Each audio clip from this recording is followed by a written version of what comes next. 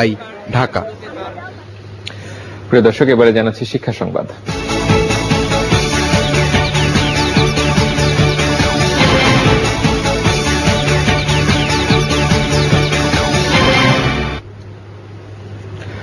শিক্ষকের তুলনায় কম শিক্ষার্থী থাকা বিদ্যালয়গুলোতে কেন শিক্ষার্থী পাচ্ছে না তা খুঁজে দেখতে নির্দেশ দিয়েছেন শিক্ষামন্ত্রী।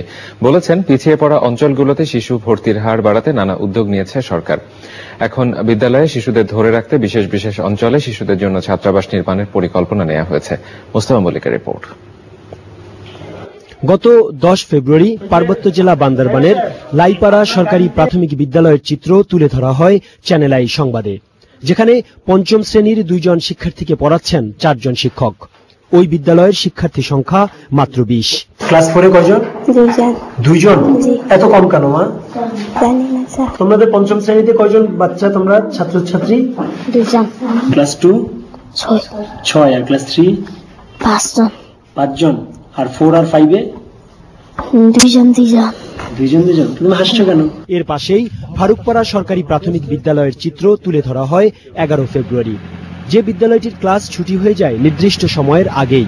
মাস্টাররা দিনের পর দিন, মাসের পর মাস স্কুলে না গিয়ে এবং স্কুল ক্লাস না করে বেতন নিয়ে যাচ্ছে, কিন্তু জেলা পরিষদ এ বিষয়ে কোনো ব্যবস্থা নিচ্ছে না। পার্বত্য এলাকায় শিক্ষকরা আসলে ক্লাস খুবই কম করে। অনেক জায়গায় দেখা যায় যে আমরা অনেক জায়গায় দেখেছি যে তারা বর্গা শিক্ষক দিয়ে ক্লাস নিচ্ছে।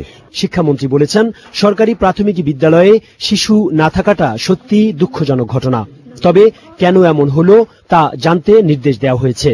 শিক্ষার্থীদের ধরে রাখতে বিশেষ বিশেষ বিদ্যালয়ে ছাত্রাবাস নির্মাণের পরিকল্পনার কথা জানান তিনি। যে আমাদের পাহাড়ি অঞ্চলে এবং বিশেষ করে দুর্গম অঞ্চলগুলোতে আমরা এই হোস্টেল শুরুগুলো করা, এবং ইতিমধ্যে আমরা কয়েকটা স্কুলে এমনকি হাই স্কুলেও আমরা করে দিছি, যেখানে আমাদের ছেলেমেয়েরা হোস্টেলে থেকে লেখাপড়া করতে পারে বা তার যে আসা যাওয়ার এই সমস্যা দূর হতে পারে সেই ব্যবস্থা আমরা।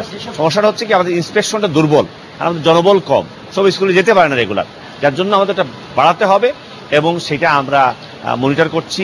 কমিটিগুলোকে আমরা তৎপর করতেছি যে শিক্ষকদের যেন নিয়মিত আসে, যেন পড়ায়। শুধুমাত্র তার বিরুদ্ধে অ্যাকশন নেওয়া তো আমাদের লক্ষ্য না, তার লক্ষ্য হলো সে যেন ক্লাসে আসে, পড়ায় এবং নিয়মিত ক্লাসগুলো করায়। সেদিকটা আমরা চাপ দিচ্ছি, তাকে সচেতন করবার চেষ্টা করতেছি, ট্রেনিং দেওয়ার চেষ্টা করতেছি।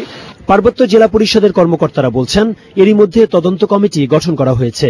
যেসব বিদ্যালয় নির্দিষ্ট সময়ের আগে ছুটি হয়ে যায় আর যেসব শিক্ষকরা বিদ্যালয়ে আসেন না, তাদের বিরুদ্ধে রিপোর্ট পাওয়ার পরই ব্যবস্থা নেওয়ার কথা বলেছেন কর্মকর্তারা। Mostafa Mallik, Channel I, Dhaka. প্রিয় দর্শক, এবারে জানাচ্ছি রূপালী ব্যাংক লিমিটেড চট্টগ্রাম সংবাদ।